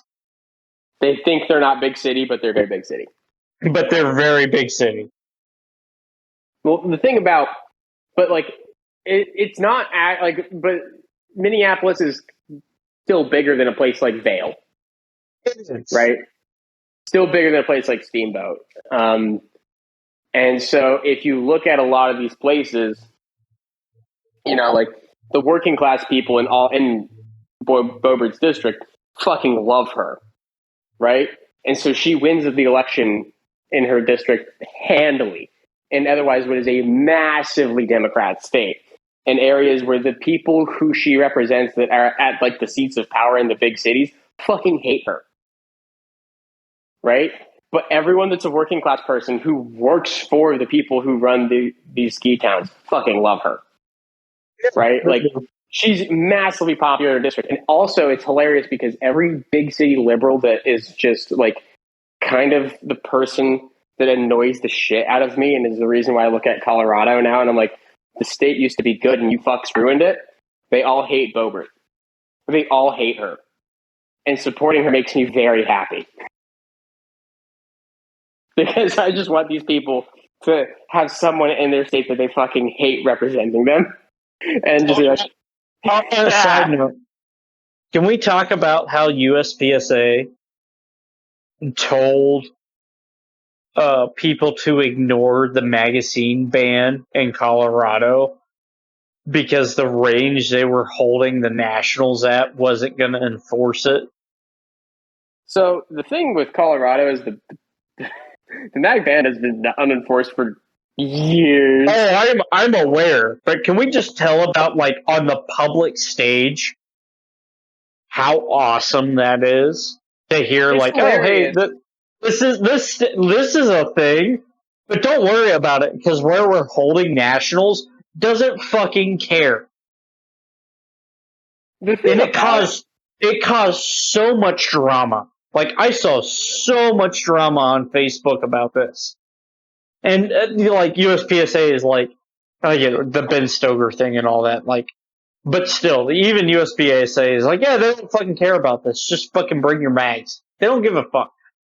Well, then the state started caring because then they said it on the internet, and then people's like actual state house representatives were like, "Hey, we want the county sheriffs to enforce it," and they're like, "We're not going to enforce it. We're not going to go into people's range bags." And I think it was irresponsible to host a national level match in an event like that in a state that has a restriction like that. I agree. You don't need to do that, and I would say that Infinity was kind of right for pulling out as a I sponsor, agree. but No, their I phrasing was agree. retarded, and they really shouldn't have phrased it the way they did. Like, we obey all gun laws. They could have just said, it's irresponsible for you to do this, and everyone would be like, yeah, that's fair. I agree. I'm not disagreeing with you. I'm right there with you. But I think it's funny, and I think when you look at a lot of states that have these things, it's very interesting. It's very interesting to kind of watch how, like, guns and politics really just start kind of feeding into each other in this very weird way. And then you kind of realize, like, you know what, man? Like, frankly, a lot of this don't matter. Like, Harambe, you still here? Yes. So, listen to me when I say this. Tomorrow at 11 o'clock your time, Onyx Arms is dropping more stubbies. I saw that. Okay, I'm just reiterating because you missed the last one. Yeah, and I'm probably gonna miss this one because I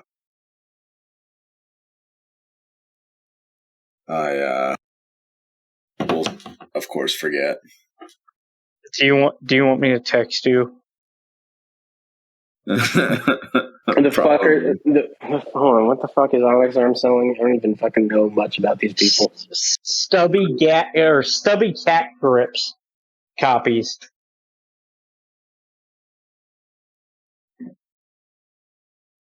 Dibby. Here. Cool shit. Yeah. I just looked them up. Yeah. Onyx is a homie. He's one of my homies, but drop culture's a thing, and we're never getting away from it. I hate to say that. I mean, it annoys me, but like, it's also kind of like, it is what it is. You're not going to get away from it. No, at this point, we're not getting away from it. That said, I snagged one of his stubbies off of his first drop, and I love it. It really is just an exact copy of the Night stubby. It's great. And I know Harambe had messaged me and was like, "Oh God, I missed it. I'm kind of pissed off about that." And I'm like, fuck. So I'm reiterating that tomorrow at fucking 11 o'clock your time, there will be another drop of 1913 stubbies, and nobody else is going to hear this because we're recording tonight. yeah. It's not like he's letting a secret out here, friend. Not letting a secret out here, and Ethan can even keep this in the episode, and it'll be funny later. They're gonna be available. I will text you. I'm literally. You know what? I'm gonna fucking message you at fucking 11:30.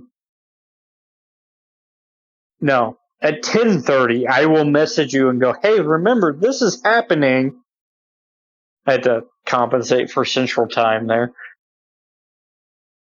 I will text you and remind you that this is happening because it is quality, it is worth the price, and I fucking love mine.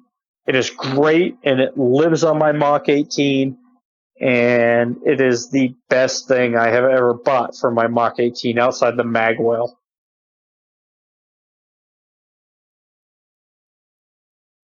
That Magwell was fucking peak performance. Yeah, I'm scared to finish up another build. I was thinking, like, I want to build another AR. And I'm like, why do I do this? No, I'm the same way because once I finish a build, I have to find a new one. Mhm. Yeah, I did manage to find Especially, who's it? Grey Ghost gear was running a 50% off sale for Labor Day. yeah, I saw So that. I copped 2 receiver sets, like a forged and a billet, for like $350. Ooh.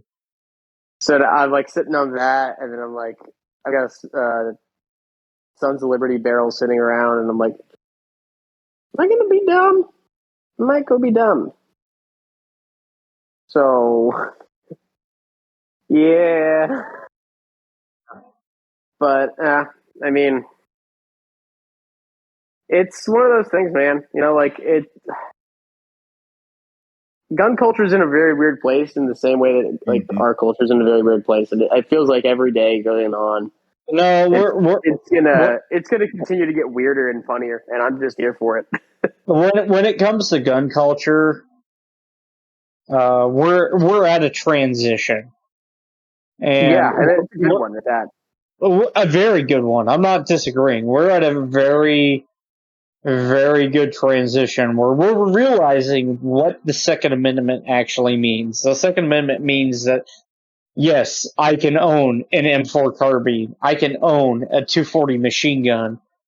And we're realizing also that the Second Amendment doesn't cover just small arms. We're starting to wake up and realize that yes, the Second Amendment covers my body armor. It covers, large caliber weapons that, hey, I can go buy a cannon and fucking fire it off at 4th of July, no matter what the president says, or I can, technically own a howitzer and Well, fire it off when I want to. I think not only that, it's the other side of the culture factor, besides the Second Amendment side of it, is the gun culture that we have right now is beginning to get smarter. Not necessarily all parts all the time, but those who are switched on, like the amount of people right now that we have in the current gun culture that can shoot a bill drill in 4 seconds is pretty fucking high, It is. right? That would have not been a thing 10 years ago. 10, 15, 20, 10, 15, 20 years ago, the amount of people out there that would be like training to a level with shot timers to run a bill drill in 4 seconds. And 4 seconds is slow. Let's keep that in mind. So real talk, 4 is slow. when I came into this, so disclosure, I'm 28 years old. I came into shooting and hunting and all that 20 years ago. I was 8. And like just where I grew up, looking back on memories, the amount of people that could have done that were 0. I knew one person when I was a child that owned an AR, and that was my uncle. Oh God! So one person that owned an AR. Fast and forward, now so many people that own ARs. So and not only that, they know to ask about information. They know to try to find the good information. The fact that Pew Science exists, we're actually at a good point as a culture. Well, and then that's where I was going. So fast forward 10 years ago, when I was 18, brand new 18-year-old, the first gun I went and bought as an 18-year-old was a Wasser 1063, which I'll piss off all the AK friends in one move, because I bought that gun with 1,000 rounds of ammo and 4 magazines for $450, brand new from a gun store. Oh, those were the days. Those were the days. Those are days that guys don't realize they missed. No, and those are the days that guys don't realize they missed. I still have that Wasser 10. I love that gun. That is it's sentimental. It really is, because it was my first gun that I legally bought myself from a gun store. I love that gun. But looking back, I didn't know how good I got it, because right next to that gun on the rack was a fucking Arsenal Zyga gun and 545, and it was $700. And the only reason I didn't buy it over my Wasser was because it didn't come with the ammo and it didn't come with the magazines. I mean, but that was just what we had then, and now we go forward. And we go forward to now, and a Wasser's $1,000. Yeah, and it's actually like one of the starting point. And AKs are actually like niche, like expensive collector guns, and ARs are everywhere. And more ARs. We have more ARs than we've ever had. We have more AR-15s than we have F-150 pickup trucks in the country now. But I came into the gun world at 18 with my first gun at a Wasser 10, at an AK platform rifle. And legitimately, I bought it as a farm kid in Southeast Ohio to keep it on the tractor with me to shoot deer that I hit with the hay swather. That was the whole reason I bought that gun, because the gun I had before that was an M1 carbine, and I didn't think it was as good. So, my point being, even in that 10 years, now we look at what we have now. Like, and we have a smarter gun culture now than we've ever had. We have people like the whole discussion that happened with Travis and Ben Steger and X-Ray Alpha that was this week. Like, that was a good conversation because it kind of showed that we're all willing to actually go hash out ideas. Those who are willing to be in the conversation are going to be willing to go hash out ideas.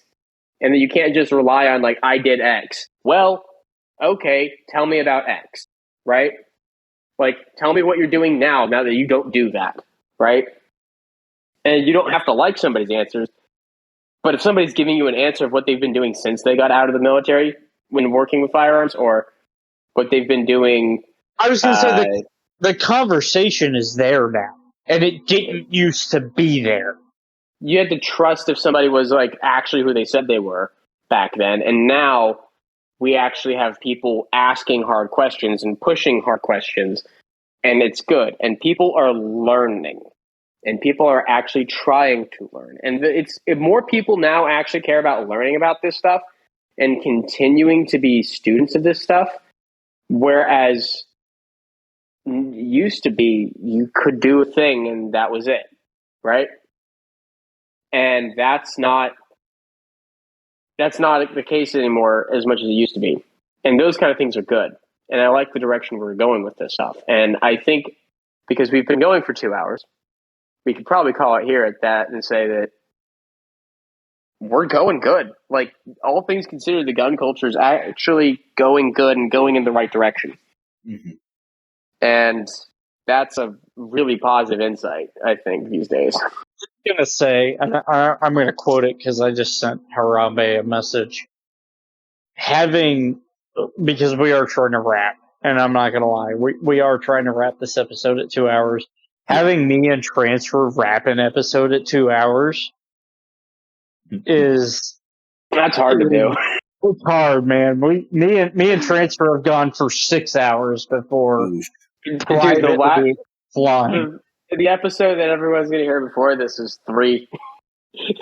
And we've gone longer. That episode, the NGSW episode is 3.5 hours of content. And everybody's going to get through an hour and be like, what the fuck? Why are they still talking? They're still here. Yeah, we could go forever, man. Yeah, me and Transfer can go on for hours on hours and end. And tonight's episode just further proves that me and Transfer can make content that still stays on subject. And continues down rabbit hole after rabbit hole after rabbit hole. That said, as M1 Ping and with the desire to end at 2 hours, I will go ahead and bring this to a close. There will be other M1 Ping and Transfer episodes, and I'm sure in the future there will even be the profited M1 Ping rants about ship from behind the gun counter episode that we keep talking about. That said, this has been the Clone Incorrect podcast. Good night and good luck, everyone. Stay on God's path and have a good time. Wrap it there.